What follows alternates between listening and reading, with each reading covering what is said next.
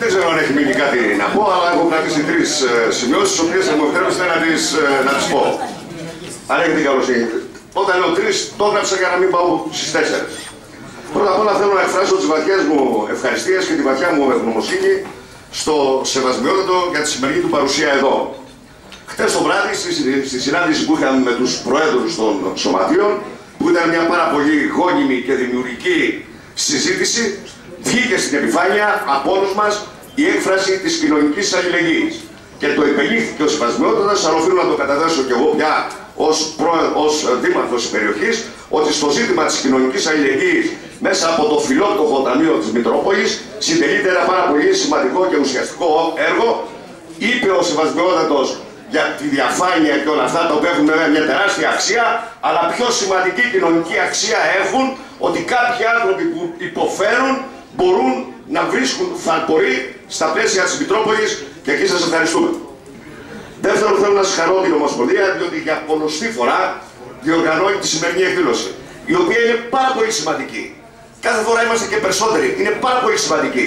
Και η σημερινή εκδήλωση εδώ, γιατί όλοι μαζί βρισκόμαστε πανηγυρίζοντες, ευχόμενοι και συμπροσκυνούμενοι για το αυριανή και την αυριανή μας πορεία, αλλά μεγαλύτερη σημασία για μένα, ή εξίσου μεγάλη σημασία για μένα, έχει και η χτεσινή ή οι ετήσιες χτεσινές συναθρήσεις, όπου γίνεται ένας ουσιαστικός διάλογος πάνω στα ζητήματα του Δήμου μας, και όπως σας είπα και χτες, εγώ τουλάχιστον αντλώ από εκεί μεγαλύτερη δύναμη και παίρνω δύναμη από την ανιδιοτελή αγάπη σας για τα ζητήματα του τόπου μας. Και αν χτες αναφέρθηκα στις δυσκολίες που περνάμε, δεν ήταν για να βαρεθυμίσουμε, ήταν για να ξέρουμε όλοι την πραγματικότητα, να ξέρουμε όλοι σε ποια πορεία πηγαίνουμε, ώστε να συμπορευτούμε. Δύο λόγια για τους θυμόμενους. Ακούσαμε βέβαια πάρα πολλά και σημαντικά πράγματα. Για τον φίλο τον Ηλία τον Τσιμπλή. Είπε ο κύριος Καρούζος για την πυρφόρα πέναντου. Πυρφόρα πέναντου που μπορεί να είναι το άλογο του Απόλλωνα, δεν ξέρω τι μπορεί να είναι, που μας πετάει στα σύννεφα, που μπορεί και διαλύει τα σκοτεινά σημεία της σκέψης μας και της ζωής μας για να ανοίγει ορίζοντες. Άκουσα για το φίλο μας ο Στάθη τον Κακούτη.